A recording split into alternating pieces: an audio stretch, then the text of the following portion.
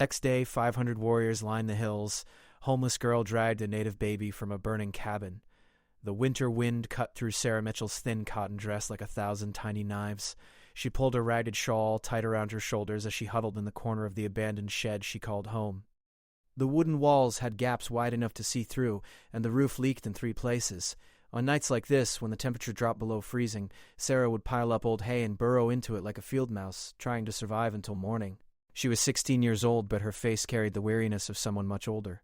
Her blonde hair, once kept neat and braided by her mother, now hung in tangled strands around her dirt-smudged face. Her hands were rough and calloused from work, her fingernails permanently stained with soil and grime, but her blue eyes still held a spark of determination that refused to die, no matter how hard life tried to extinguish it. Sarah hadn't always been homeless.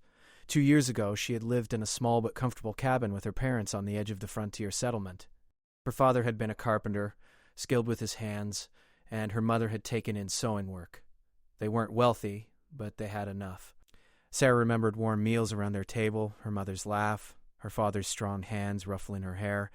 Then the fever came. It swept through the settlement like an invisible monster, taking the young and old, the strong and weak, without mercy. Her mother went first, burning up despite the cool cloths Sarah pressed to her forehead. Her father followed 3 days later, holding Sarah's hand and whispering that she needed to be brave. Within a week, she was an orphan with no family and no one willing to take her in. The settlement wasn't a place of charity. Life on the frontier was hard, and people had barely enough for their own families. Sarah's parents had owned nothing of value, and when they died, the land agent reclaimed their cabin for unpaid debts. Sarah found herself on the street with only the clothes on her back and her mother's shawl. At first, she tried to find work as a servant or helper. She knocked on every door in the settlement, offering to cook, clean, mend clothes, or watch children. But everywhere she went, doors closed in her face. Some people said she carried bad luck from the fever, even though she herself had never gotten sick. Others simply didn't want the burden of another mouth to feed. The wealthy Harrington family, who owned the general store and most of the good land around the settlement, had turned her away without even listening to her plea. So Sarah learned to survive on the edges. She found the abandoned shed behind the old blacksmith shop, a building that had been empty since the previous blacksmith moved on to a bigger town. She collected firewood from the forest and took odd jobs that no one else wanted. She mucked out stables for a few pennies, hauled water for elderly widow Mrs. Patterson in exchange for day-old bread, and picked through the settlement's refuse for anything useful. The townspeople treated her with a mixture of pity and contempt. Children pointed at her and whispered. Women clutched their purses tighter when she walked by, as if she might steal from them. Men looked through her as if she were invisible. Sarah had learned to keep her head down and speak only when spoken to. She had learned that survival meant swallowing her pride and accepting whatever scraps people offered. The settlement itself sat in a valley between rolling hills built along a creek that provided water year-round. About 50 families lived there, their cabins and houses clustered together for safety and community. Beyond the settlement, the land stretched wild and untamed. Dense forests covered the hills, and in the distance, mountains rose like sleeping giants against the sky. This was also the homeland of a native tribe that had lived here for generations before any white settlers arrived. The tribe maintained a village about 5 miles from the settlement, hidden in a valley where the creek widened into a small river. For years, there had been an uneasy peace between the settlers and the tribe. Chief Running Bear, a wise elder respected even by the settlers, had worked hard to maintain good relations. There was occasional trading, and the two groups generally kept to their own territories. But lately, tensions had been growing. More settlers were arriving every month hungry for land. Some, like Jacob Harrington and his family, looked at the forests and valleys where the tribe hunted and saw opportunity. They whispered about expansion, about claiming more territory, about their right as civilized people to use the land properly. The fact that others already lived on and used that land seemed not to matter to them. Sarah paid little attention to these political matters. She was too focused on her daily survival. Each morning she woke with the sun and began her rounds, looking for any work she could find. Each evening she returned to her shed with whatever food she had managed to earn or find, trying to make it last until the next day. One particularly cold evening, about a week before everything changed, Sarah was walking back from the forest with a bundle of fallen branches she had collected for firewood. The sun was setting, painting the sky in shades of orange and purple. Her stomach growled with hunger. She had managed to earn a small piece of cornbread that morning by helping unload a wagon, but that had been hours ago. As she approached the edge of the settlement, near where the trail led toward the tribal lands, she noticed someone struggling with a heavy load. It was a native woman, younger than Sarah's mother would have been, carrying a large bundle of what looked like dried meat and furs. The bundle had come loose and items were spilling onto the ground. Sarah stopped and watched for a moment. The woman was dressed in buckskin clothing decorated with intricate beadwork. Her long black hair was braided and adorned with feathers. She was beautiful, Sarah thought, but also clearly frustrated as she tried to gather the scattered items while keeping the rest of her bundle from falling apart. Everything Sarah had learned about survival told her to keep walking. Getting involved with the native people could cause her trouble with the townspeople, and she had trouble enough already. The smart thing would be to look away and hurry home to her shed. But Sarah had never been good at doing the smart thing when someone needed help. Her mother had always said Sarah had too soft a heart for frontier life. Despite the risks, despite her own exhaustion and hunger, Sarah set down her firewood and approached the woman. The native woman looked up sharply as Sarah approached, her dark eyes wary. Sarah could see the tension in her shoulders, the way her hand moved toward a knife at her belt. Sarah raised her empty hand slowly, showing she meant no harm, and pointed at the scattered items on the ground. For a long moment, the two young women simply looked at each other. Sarah saw the suspicion in the other woman's eyes, but also something else, a flicker of surprise. Slowly, Sarah knelt and began picking up the fallen items, placing them gently back in the bundle. She worked carefully, not rushing, giving the woman time to decide whether to accept this unexpected help. After a moment's hesitation, the native woman's shoulders relaxed slightly. She knelt beside Sarah, and together they gathered the scattered goods. Sarah helped retie the bundle more securely, using a knot her father had taught her years ago. When they finished, the woman stood and looked at Sarah with an expression that might have been gratitude. She reached into a small pouch at her waist and pulled out a strip of dried meat, offering it to Sarah. Sarah's mouth watered at the sight of food, but she hesitated. She had helped because it was the right thing to do, not for payment. But the woman pressed the meat into her hand with a firm nod, and Sarah understood this was important to her, this exchange of kindness for kindness. Sarah accepted the gift with a small bow of her head, and the woman's stern face softened into the briefest smile. Then the woman picked up her bundle and continued on her way, disappearing down the trail toward tribal lands. Sarah stood there for a moment, holding the dried meat and feeling something strange and unfamiliar warm in her chest. It had been so long since anyone had shown her simple kindness that she had almost forgotten what it felt like. She didn't know it then, but the woman's name was Snow Dove, and this small act of kindness between strangers would soon change everything. Sarah returned to her shed that night, ate half the dried meat and saved the rest for the next day, and fell asleep thinking about the brief connection she had made with someone who, according to the townspeople, was supposed to be her enemy. The next few days passed in their usual rhythm of survival and struggle, but Sarah noticed more tension in the settlement.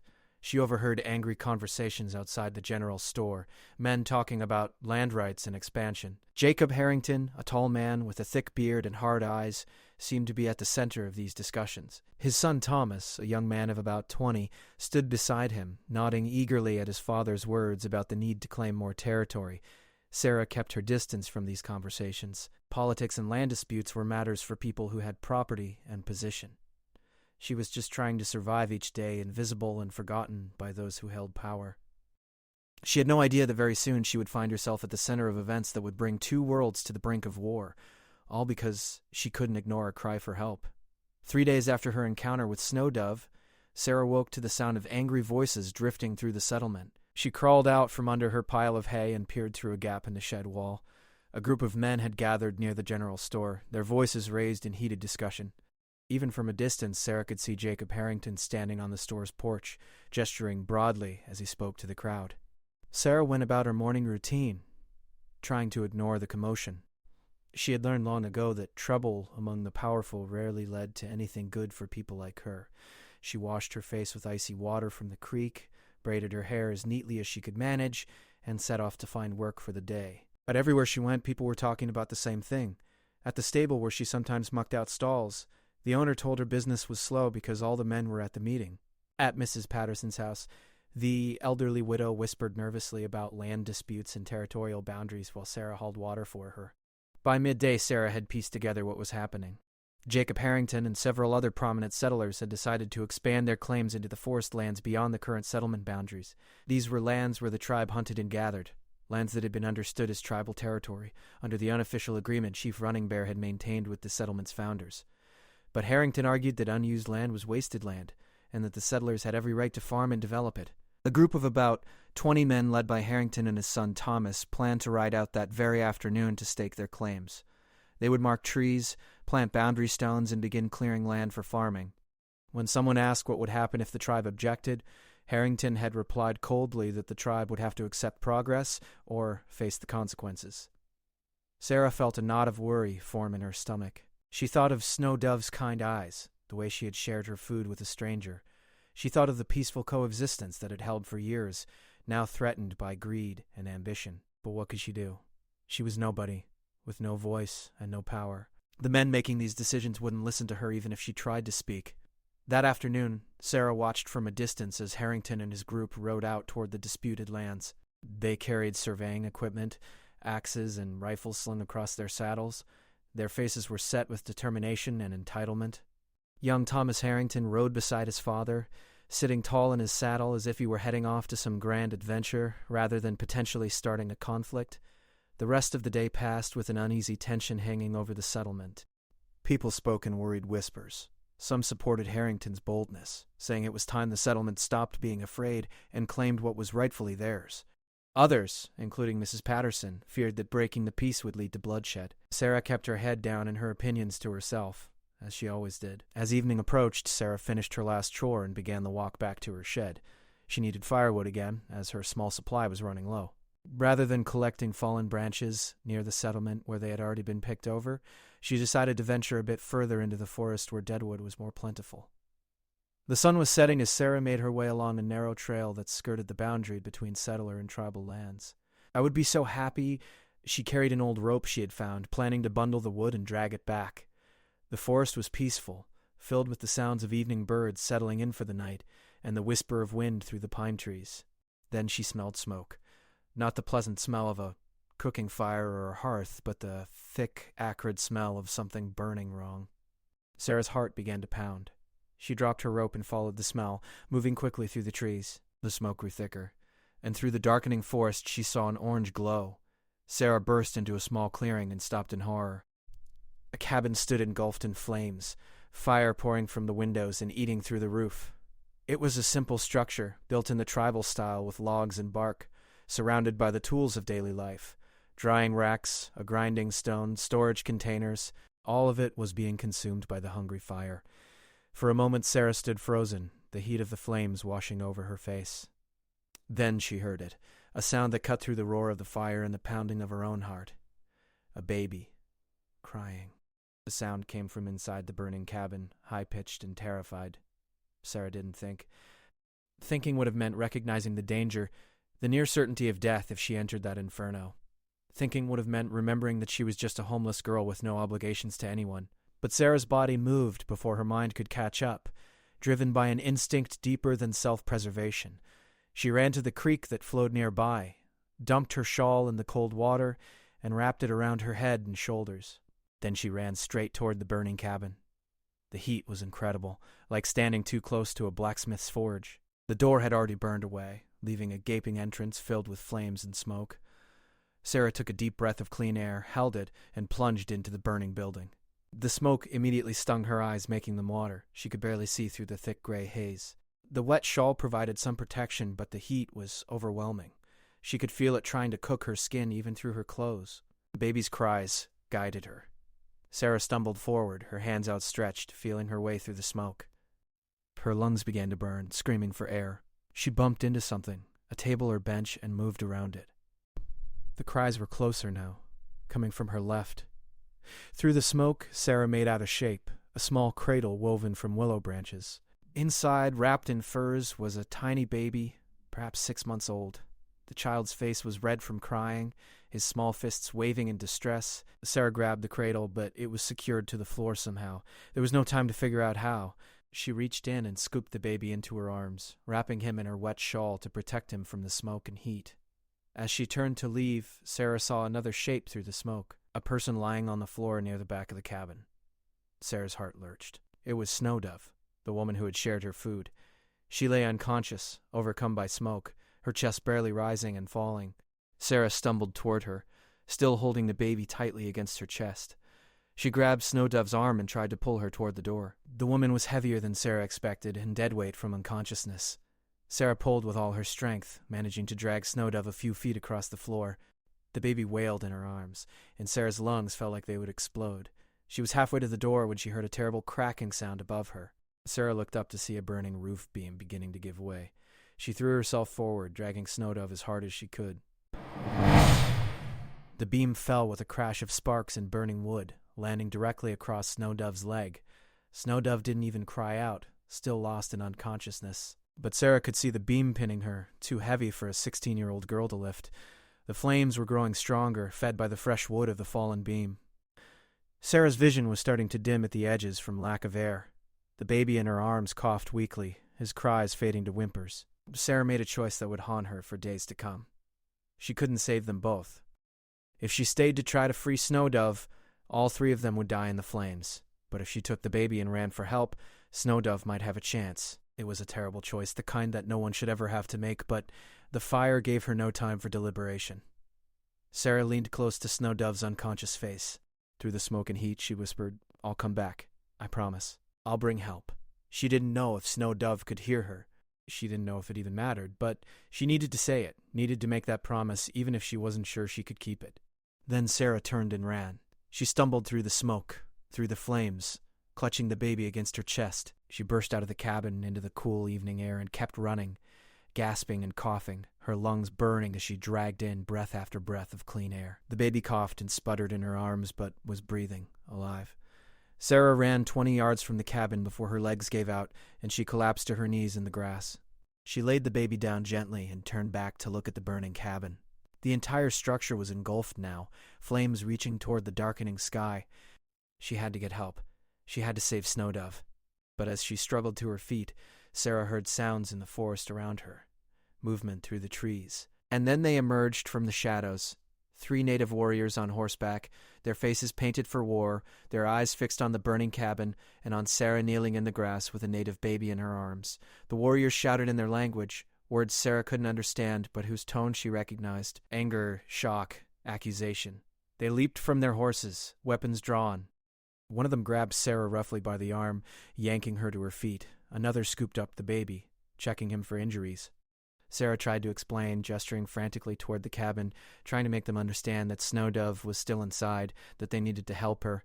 But the warriors weren't listening. All they saw was a white girl at the scene of a burning cabin, holding one of their children. Their eyes said what their words didn't need to. They thought she had done this. More warriors arrived, drawn by the smoke and flames. Some rushed toward the cabin despite the intense heat, calling out for survivors. Others surrounded Sarah, their faces hard with suspicion and rage. Sarah's heart pounded with a new kind of fear, but even through her terror, her eyes stayed fixed on the burning cabin. "Please," she thought desperately, "please let them save her. Please let Snowdove be alive." The warriors formed a tight circle around Sarah, their faces illuminated by the orange glow of the burning cabin. She could see the suspicion in their eyes, the way their hands gripped their weapons. One of them, a tall man with a scar running down his left cheek, barked questions at her in a language she couldn't understand. Sarah shook her head helplessly, tears streaming down her smoke-stained face, trying to gesture toward the cabin, trying to make them understand. But her gestures only seemed to make things worse. Every time she pointed toward the fire, the warriors' faces grew harder, as if they thought she was confessing to starting it. The warrior holding the baby examined the child carefully, speaking softly in their language. The baby had stopped crying now, seemingly comforted by familiar arms and a familiar voice, but his little face was still red, and his breathing came in small, labored gasps. More warriors emerged from the cabin, carrying Snowdove between them. She was unconscious, her leg badly burned where the beam had trapped her, her face covered in soot. They laid her gently on the ground, and an older woman who had arrived with the group immediately began tending to her injuries, applying what looked like healing salves and wrapping the burned leg in soft leather. Sarah tried to move towards Snowdove, to see if she was alive, but rough hands grabbed her shoulders and held her back. The scarred warrior spoke sharply, and though Sarah couldn't understand his words, his meaning was clear. She was not to move, not to interfere. She was a prisoner now, suspected of a terrible crime. One of the warriors who had been examining the cabin approached the group, holding something in his hand. Even in the flickering firelight, Sarah could see what it was, a metal container, the kind used for storing kerosene. The warrior spoke rapidly, gesturing toward the cabin, and then toward Sarah. The other warriors' expressions darkened further. They had found evidence that the fire was deliberately set, and Sarah was the only outsider present. The scarred warrior made a decision. He spoke a command, and 2 younger warriors moved to either side of Sarah, gripping her arms firmly but not cruelly. They were taking her with them. Sarah's mind raced with panic. She wanted to scream, to explain, to make them understand that she had tried to save Snowdove and the baby, not hurt them. But what good would screaming do when they couldn't understand her words? As the warriors prepared to leave, the older woman tending to Snowdove looked up and said something. The scarred warrior paused, then nodded. The woman moved closer to Sarah, studying her face in the firelight. Her eyes were ancient and knowing, creased with years of wisdom. She reached out and touched Sarah's smoke-stained dress, then examined Sarah's hands. They were blistered and red from the heat, the skin already beginning to blister in places. The old woman said something to the scarred warrior, her tone thoughtful rather than accusatory. He listened, his expression unreadable, then replied briefly. The old woman nodded and returned to tending Snowdove. Whatever she had said, it hadn't changed Sarah's situation. The warriors lifted her onto a horse, with the scarred warrior mounting behind her to ensure she couldn't escape. The journey to the tribal village took perhaps an hour, though to Sarah it felt like an eternity. They traveled through dark forests along trails she didn't know, the only light coming from torches carried by some of the warriors. Snowdove was transported on a makeshift stretcher carried between 2 horses, the old woman riding alongside her, constantly checking her condition. The baby was wrapped in warm furs and held by a warrior who rode with surprising gentleness, as if the child were made of glass. Sarah's mind churned with fear and worry. What would happen to her? Would they believe she had started the fire? Would they punish her before Snowdove woke up to tell them the truth? And what about the settlement? When people discovered she was missing, would they even care? Or worse, would they assume she had run away and forget about her entirely? The tribal village appeared suddenly as they crested a hill. It was larger than Sarah had imagined, with perhaps 30 dwellings arranged in a rough circle around a central fire pit. Even at this late hour, people emerged from their homes as the warriors rode in, alerted by scouts who had run ahead. Sarah could hear their voices rising in alarm and anger as they saw Snowdove's injured form and realized what had happened. The scarred warrior dismounted and pulled Sarah down from the horse. The crowd pressed closer, and Sarah could feel their hostility like a physical force. A young man pushed through the crowd, saw Snowdove on the stretcher, and let out a cry of anguish. He rushed to her side, falling to his knees beside her unconscious form. This must be her husband, Sarah realized, watching him take Snowdove's limp hand in his own, tears streaming down his face. The crowd's anger focused on Sarah now. Voices rose in accusation, though she couldn't understand the words. Hands pointed at her, faces twisted with rage and grief. Sarah stood there, small and alone, surrounded by people who thought she was responsible for hurting one of their own. She had never felt so helpless in her life.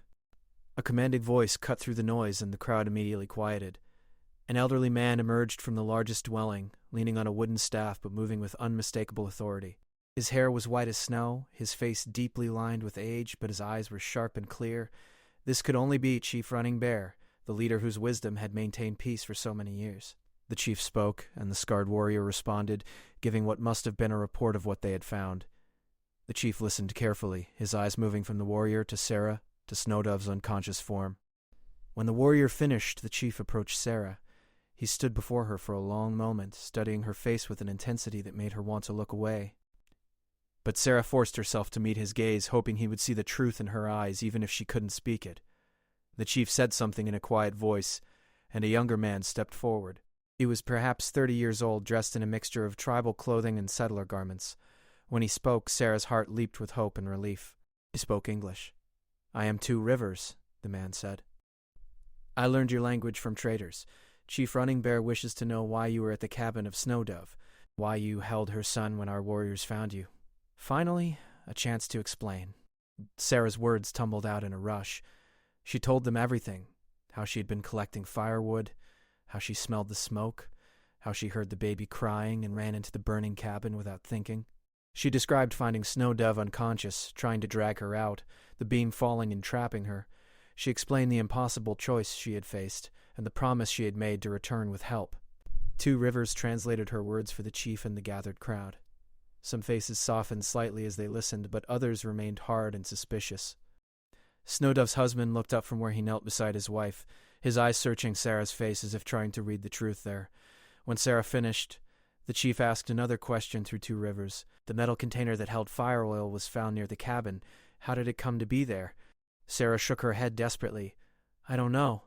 I didn't bring it. I only came to collect firewood. When I smelled smoke, I ran to help. I would never hurt anyone. Please, you have to believe me. Two Rivers translated, and the chief's expression remained neutral. He asked another question. You are from the settlement. You know the people there. Do you know who might have wished to harm Snowdove? Sarah hesitated. She thought about the angry meeting that morning, about Jacob Harrington and his son riding out to stake claims on tribal land. She thought about the tension and the talk of expansion, but she had no proof, only suspicions, and accusing the most powerful man in the settlement without evidence might make things worse for everyone. There has been talk of land disputes, Sarah said carefully. Some settlers want to expand into the forest, but I don't know if that has anything to do with the fire. I'm just a homeless girl. People don't include me in their plans. The chief listened to the translation and nodded slowly. He spoke again, this time at greater length. Two Rivers translated, You will stay in the village until Snowdove awakens and can tell us what happened. You will be treated fairly but watched closely. If you speak truth, you have nothing to fear. If you lie, justice will find you. Sarah nodded, relieved that at least they would wait for Snowdove to wake before deciding her fate. But then the chief added something else, and Two Rivers' expression grew troubled as he translated.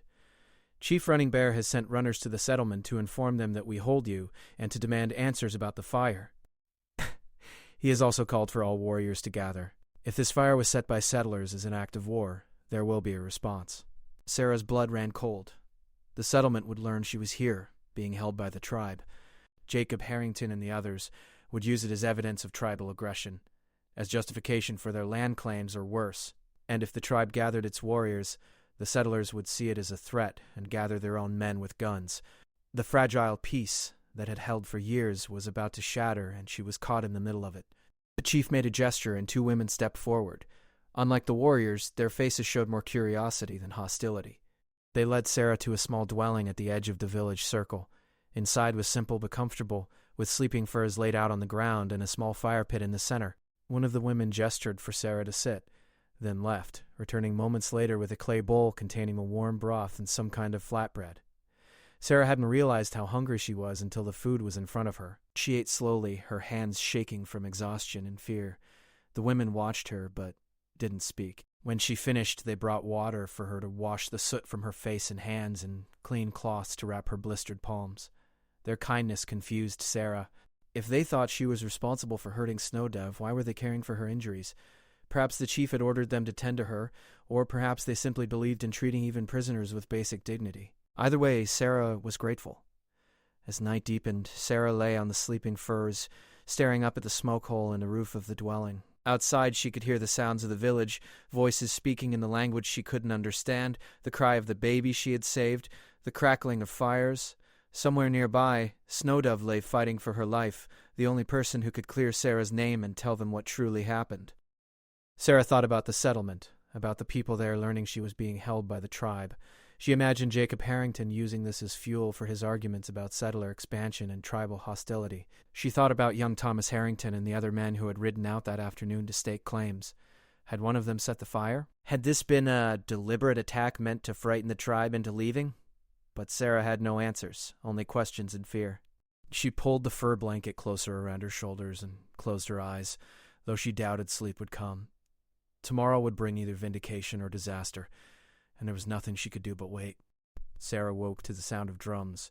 The deep, rhythmic beating echoed through the village, calling people to gather. Dawn light filtered through the smoke hole above her, painting the interior of the dwelling in shades of gray and gold. For a moment she forgot where she was. Then memory crashed back, and fear clenched her stomach like a fist. One of the women who had tended to her the night before entered the dwelling, carrying another bowl of food. She set it down beside Sarah and gestured for her to eat. The woman's face was unreadable, but there was no cruelty in her eyes. Sarah ate the corn porridge quickly, her hands still sore from the burns, but healing thanks to the salve the woman had applied. When she finished, the woman gestured for Sarah to follow. They stepped out into the cool morning air, and Sarah gasped at what she saw. The hills surrounding the village were lined with warriors.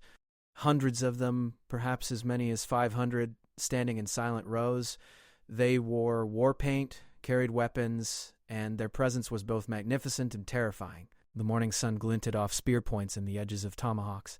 This was not a gathering for ceremony or celebration. This was preparation for war. The woman led Sarah to the central area of the village, where a crowd had already gathered. Chief Running Bear stood near the fire pit, his white hair stirring in the gentle breeze. The scarred warrior from the night before stood beside him, along with several other men who appeared to be tribal leaders. Snowdove's husband was there too, his face haggard from a sleepless night of worry. Two Rivers, the translator, saw Sarah and moved to stand beside her. "Snowdove lives," he said quietly, and Sarah felt relief flood through her. "But she is still very weak. Her burns are serious, and she drifts in and out of waking. The medicine woman says she will survive, but recovery will be long." Before Sarah could respond, a commotion arose at the edge of the village. 3 riders approached, carrying a white flag. They were settlers from the town, and Sarah recognized one of them as Mr. Brennan, who owned the livery stable where she sometimes worked. The other 2 were younger men, their faces pale with fear as they looked at the hundreds of warriors watching them from the hills. The settlers dismounted and approached Chief Running Bear with obvious nervousness. Mr. Brennan spoke, his voice carrying across the gathered crowd. "Chief Running Bear, we come in peace to discuss the situation. We understand you're holding one of our people, a girl named Sarah Mitchell." 2 Rivers translated for the chief, who listened impassively before responding. 2 Rivers turned to the settlers and spoke. "Chief Running Bear says the girl is here because she was found at the scene of a fire that nearly killed one of our women and her child. We are waiting to learn the truth of what happened." Mr. Brennan shifted uncomfortably. "We don't know anything about a fire. But the girl, she's just a homeless orphan. She's not important to the settlement. We're more concerned about the gathering of warriors. It looks like preparation for an attack." Era felt the words like a slap. Not important. Of course she wasn't. Even now, when she was caught in the middle of a potential war, her own people dismissed her as worthless. 2 Rivers glanced at her, and she saw sympathy in his eyes before he turned back to translate for the chief. Chief Running Bear's response was longer this time, his voice carrying the weight of authority and barely contained anger. 2 Rivers translated, "The warriors gathered because a home was burned, a mother and child nearly killed. Someone from the settlement brought fire oil and set the blaze. This was an act of war against our people. We demand justice. We demand to know who is responsible."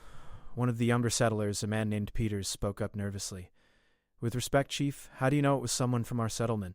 Maybe the fire was an accident? Maybe the girl herself started it?" Before 2 Rivers could translate, there was a stirring from one of the dwellings. The old medicine woman emerged, supporting Snowdove, who leaned heavily against her. Snowdove's leg was wrapped in bandages, and her face was pale with pain and exhaustion, but her eyes were clear and alert. Her husband rushed to her side, but she waved him back gently, her gaze fixed on the gathered crowd. She spoke, her voice weak but steady, in her own language. Every eye turned to her as she told her story, and 2 Rivers translated her words for all to hear. "Yesterday, before the sun set, I was in my home with my son. My husband was hunting in the far valleys. I heard sounds outside, the breaking of branches, footsteps, trying to be quiet but failing. I looked through a gap in the wall and saw a young settler man. He had pale hair and wore good clothes, not the simple dress of a farmer. He carried a metal container." Sarah's heart began to pound. She knew who Snowdove was describing. Snowdove continued, pausing occasionally to catch her breath. "I watched him pour the fire oil around my home. I was afraid, frozen with fear. I should have run, but I thought of my baby sleeping in his cradle. I could not leave him." The man lit the oil with a torch. The flames rose so fast. "I tried to reach my son, but the smoke came thick and dark. I could not breathe. I fell, and I remember nothing more until I woke this morning in pain." She paused, then her eyes found Sarah in the crowd. When she spoke again, her voice was stronger. "But I woke because my son lives. The medicine woman told me that the homeless white girl ran into my burning home and pulled my son from the flames. She tried to save me too, but a beam fell and trapped me. She could have left us both to die. Instead, she saved my son and brought him to safety, even though it meant she would be found at the scene and blamed." Snowdove's husband stepped forward, tears streaming down his face. Through 2 Rivers, he spoke directly to Sarah. "You saved my son's life at great risk to your own. You are not our enemy. I would be so happy. You are a friend to our family, and we will speak for you." The chief raised his hand for silence, then spoke again. 2 Rivers translated, "Snowdove has told us who is responsible. a young settler man with pale hair and fine clothes who brought fire oil. "Do you know this person?" Mr. Brennan and the other settlers looked at each other uneasily. Sarah knew they understood exactly who Snowdove was describing, but admitting it meant accusing one of the most powerful families in the settlement. The silence stretched long and uncomfortable. Finally, Sarah found her voice. "He has pale hair and his family owns the general store. They wear better clothes than most settlers. And yesterday morning, his father led a group of men to stake claims on tribal lands. Thomas rode with him." The settlers' faces confirmed the truth of her words, even as Mr. Brennan tried to sputter a protest. "Now wait. You can't just accuse someone based on a vague description. Thomas Harrington is a respected member of our community. His father is one of our leading citizens. His father wants our land," one of the tribal leaders said through Two Rivers. "He has made no secret of this. Now his son burns our homes and tries to kill our women and children. This is an act of war." The scarred warrior stepped forward and spoke urgently to the chief. Two Rivers translated what he was saying for everyone to hear. "The warriors on the hills are ready. We should ride to the settlement now, demand they turn over the one who did this. If they refuse, we take him by force." Other voices rose in agreement. Sarah could see the situation spiraling out of control. If the warriors attacked the settlement, the settlers would fight back. People would die on both sides. The peace that had held for years would be shattered, and it would be nearly impossible to rebuild. At that moment, another commotion arose. More riders were approaching the village, but these were settlers, many of them armed. At their head rode Jacob Harrington himself, his face red with anger, his son Thomas beside him. Behind them came at least 30 men, all carrying rifles. The warriors on the hills stirred, weapons rising. The tribal leaders reached for their own weapons. Chief Running Bear raised his staff, commanding his people to hold, but the tension was like a drawn bowstring, ready to snap at the slightest provocation. Jacob Harrington rode directly up to the central gathering area, his horse stamping nervously. "Chief Running Bear," he called out in a loud voice, "we've come for the girl you're holding. Release her now or face the consequences." The chief's eyes narrowed. "We do not hold her prisoner. She is here because she saved one of our children from a fire that your son set." Harrington's face darkened further. "That's a lie. My son would never do such a thing. You're holding a white girl and making false accusations to justify aggression against our settlement." "I saw him," Snowdove said, stepping forward despite her obvious pain. Two Rivers translated her words. "I saw your son pour the fire oil. I saw him light the flames that nearly killed me and my baby. The word of a savage against my son?" Harrington sneered. "I'll believe that when pigs fly. Thomas, tell them. Tell them you had nothing to do with this." All eyes turned to Thomas Harrington. The young man sat on his horse, his face pale, his hands gripping the reins so tightly his knuckles were white. For a long moment he said nothing, and in that silence Sarah saw the truth written plainly on his features. Guilt, fear, shame.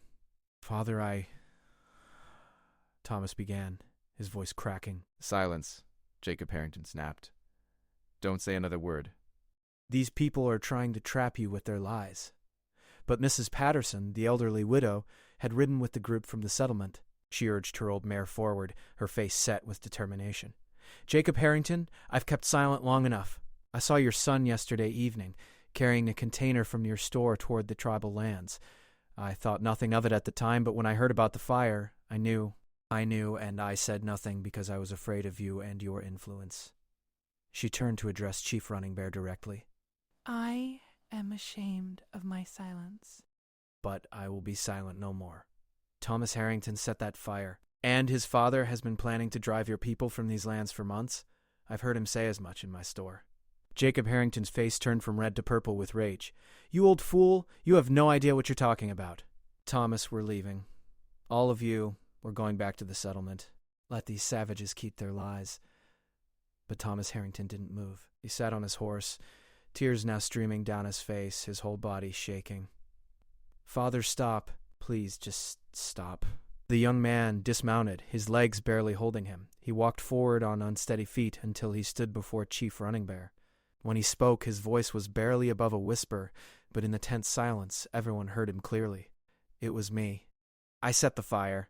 I didn't mean to hurt anyone. I just wanted to scare them to make them leave. Father kept talking about how we needed that land, how the tribe was wasting it. I thought if I burned one cabin, they would see we were serious and move away. I didn't know anyone was inside. I swear I didn't know." The confession hung in the air like smoke. Jacob Harrington sat frozen on his horse, his face a mask of shock and horror. The settlers behind him murmured in dismay and anger. The tribal warriors shifted, their desire for immediate justice warring with their respect for their chief's authority. Sarah stood in the middle of it all, the homeless girl who had sparked this confrontation simply by trying to save a life. She looked at Thomas Harrington, seeing not a villain but a young man who had made a terrible choice under the influence of his father's greed and prejudice. She looked at Snowdove, still weak from her injuries but standing tall with dignity.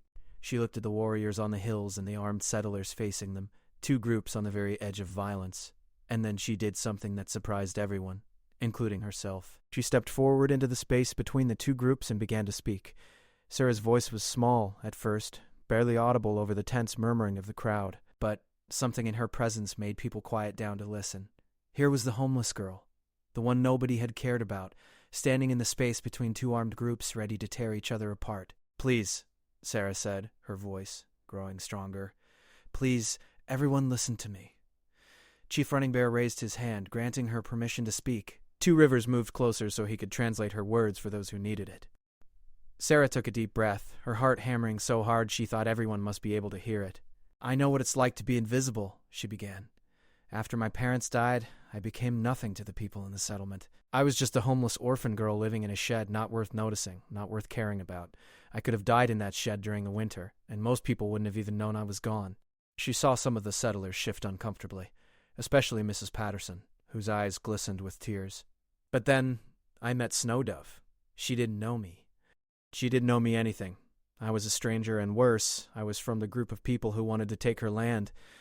But when I helped her carry her bundle, she gave me food. She showed me kindness when my own people had shown me none.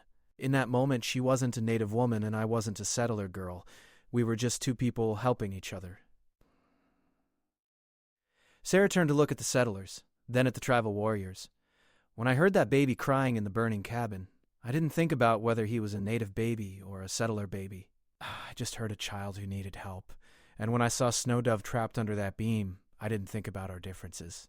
I just saw someone who needed saving." Thomas Harrington stood nearby, his head bowed in shame. Sarah walked toward him, and several warriors tensed, but Chief Running Bear gestured for them to remain calm. Sarah stopped a few feet from Thomas and looked at him directly. "You made a terrible mistake," she said softly. "You tried to hurt people because your father taught you they were different from you, less important than you. But they're not. Snowdove loves her son the same way your mother loves you. Her husband grieves at the thought of losing her the same way your father would grieve losing someone he loved.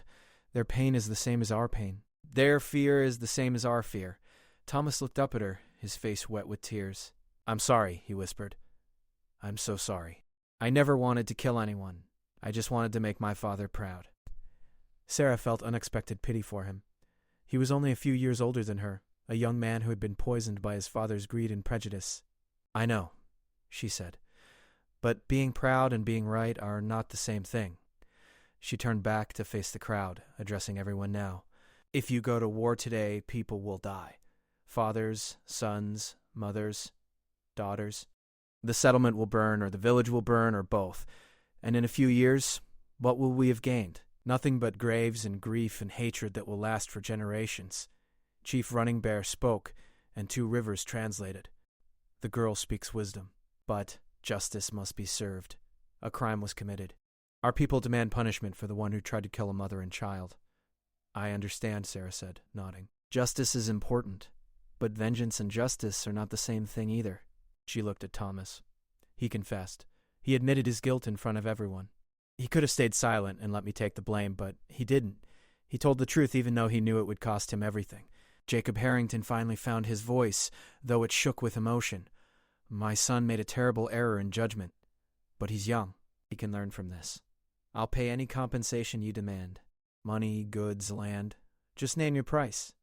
One of the tribal leaders spoke angrily, and Two Rivers translated. "You think you can buy away an attempt to murder our people? You insult us with your offer." "I'm not trying to insult anyone," Harrington said, and for the first time Sarah heard genuine fear in his voice. "I'm trying to find a way forward that doesn't end with bodies on the ground." Chief Running Bear was silent for a long moment, his ancient eyes moving from face to face in the crowd. Finally he spoke, and everyone leaned forward to hear Two Rivers translate his words. "Many years ago, when I was young like Thomas Harrington, I made a grave mistake. I took a horse that did not belong to me because I wanted to impress a girl. The horse's owner caught me and brought me before the tribal council. I expected to be beaten or exiled. Instead, the council made me work for the man I had wronged for 2 full seasons. I tended his horses, mended his fences, carried his water. At first I hated every moment, but slowly I learned to see him not as the man I had wronged, but as a teacher. By the time my service ended, we had become friends. He taught me about responsibility, about honor, about the weight of our choices. The chief paused, letting his words sink in. That man saved my life by showing me a better path. If he had simply beaten me or cast me out, I would have learned nothing except to hate him and his family. Instead, he taught me wisdom that I carry to this day. He looked directly at Thomas Harrington. You tried to destroy one of our homes. You nearly killed a mother and her child. For this you must make amends. I propose that you come to live in our village for 2 full seasons, from this spring through the next winter. You will rebuild Snowdove's cabin with your own hands. You will hunt to provide meat for her family. You will learn our language, our customs, our ways. You will see that we are not the savages your father called us, but people with the same hopes and fears as your own people.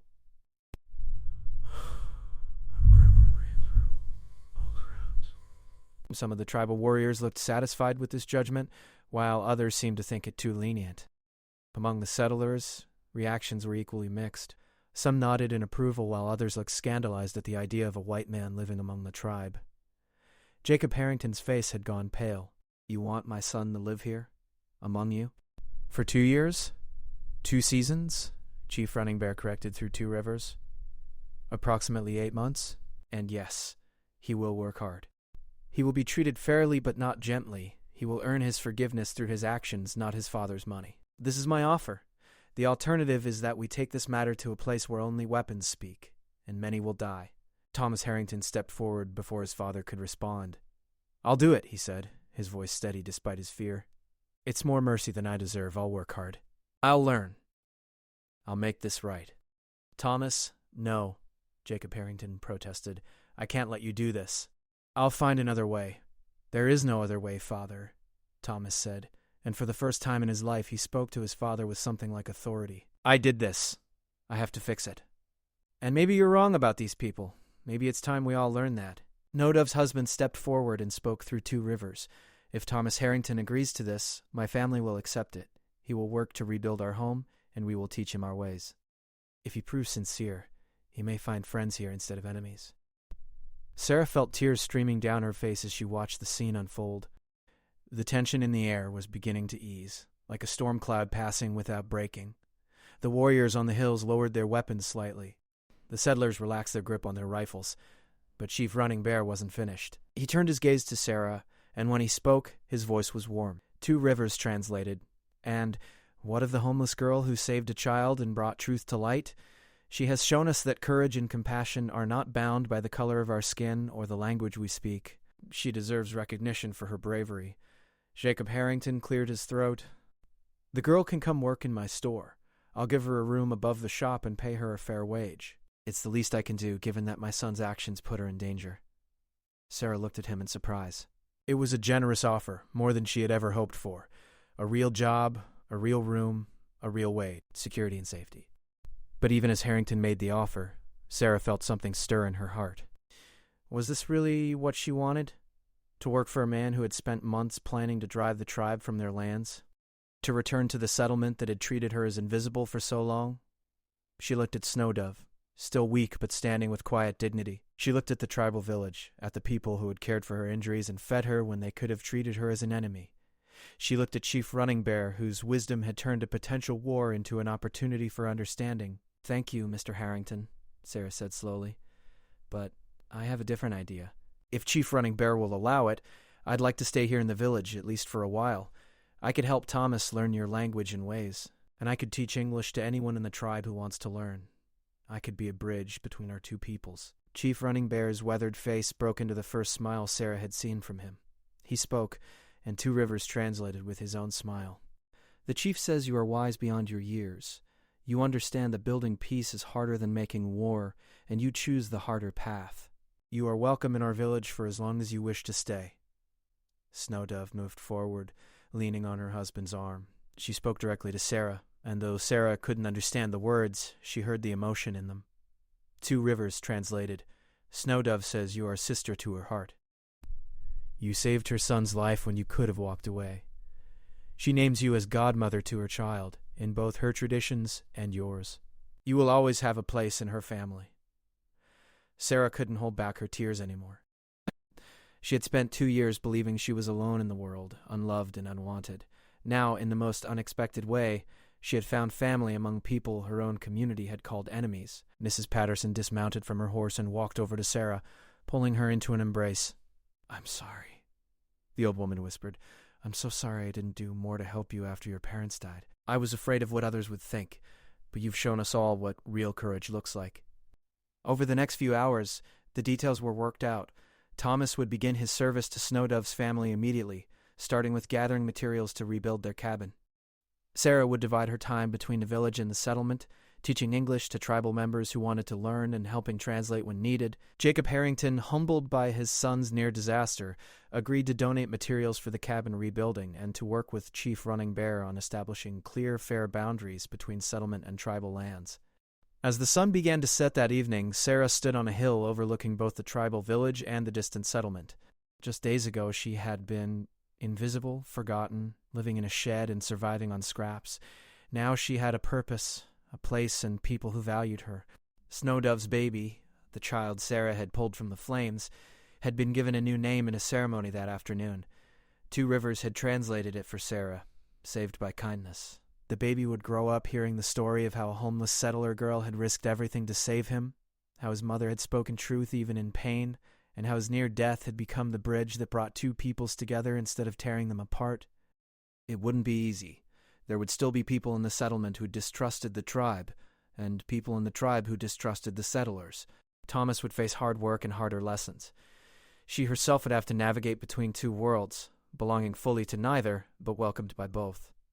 But for the first time since her parents died, Sarah felt hope. She had learned that family wasn't just about blood. It was about who showed up when you needed them, who saw your worth when others looked away, who chose connection over division. She had found that family in an unlikely place, and she would spend her days building bridges so others could find it too. Years later, when people told the story of how war was averted between the settlement and the tribe, they would speak of many things. They would talk about Chief Running Bear's wisdom, about Thomas Harrington's confession and redemption, about Snowdove's courage in speaking truth despite her pain. But most of all, they would talk about a homeless girl who heard a baby crying in a burning cabin and ran toward the flames instead of away from them, and in doing so saved far more than one small life. She saved the possibility of peace. She saved the chance for understanding. She saved two communities from destroying each other. And in the end, she saved herself, finding worth and purpose in the most unexpected place. As darkness fell, Sarah returned to the village where warm food and new friends waited. Tomorrow she would begin teaching her first English lessons. Tomorrow Thomas would start gathering logs for the new cabin. Tomorrow the real work of building peace would begin. But tonight, Sarah allowed herself to simply rest in the knowledge that she was no longer invisible, no longer alone, no longer unwanted. She was Sarah Mitchell, the girl who had bridged two worlds, and her story was just beginning.